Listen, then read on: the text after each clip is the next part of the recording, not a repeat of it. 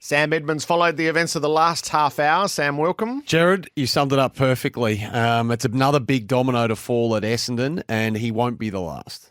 So we wait to see what happens here in terms of the guys that put their flag in the ground at board level for the internal review, for Ben Rutten to continue as coach, in Xavier Campbell's case to institute the succession plan. If you go back to John Worsfold, then obviously your position has become untenable. So, as you mentioned, he resigned at the weekend. That was made official, I suppose, today in a public sense.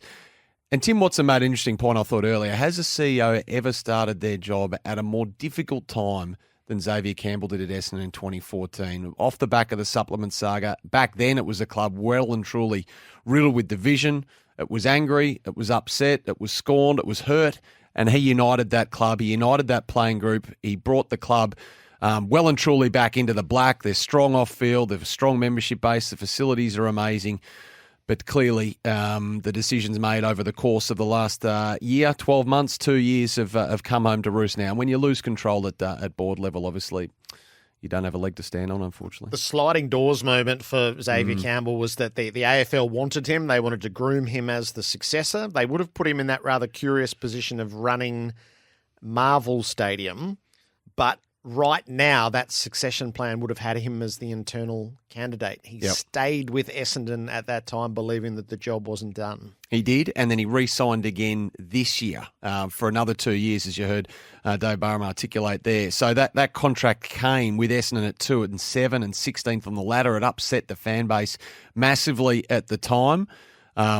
So he's that's obviously come to pass within the space of, what are we now, a few months down the track that he has decided to step down. What happens next is going to be really interesting. Does he end up going to the AFL? Does he find another job at Clubland? Who do Essendon look to? North Melbourne are looking for a CEO at the moment, obviously, as well. Benamafio won't be there for the long term, so it's going to be fascinating to see what happens here for obviously Xavier Campbell, but also for the remainder of the board that, as you say, need to be unified now before they do anything else. They're looking for a senior coach. They're about to embark on an external review that's going to take the better part of 6 to 8 weeks. There's a lot of pieces still to come together at Essendon. That boardroom needs to face up to those that lost the vote need to depart. Yep. Let Dave Barham with Josh Marnie run the process to hire the new coach. The external review runs in tandem with that. Bring the new board on beyond that. Bust the factions, so work out who are the power brokers within the club who are wedded to the past. And they need to be rooted out right now. And then you can go forward. And then you have a chance. Yep. Couldn't agree with you more. But it's a big day at Essendon, another big day. And the big days might keep coming from here, Jared, so we'll stay across it throughout the morning.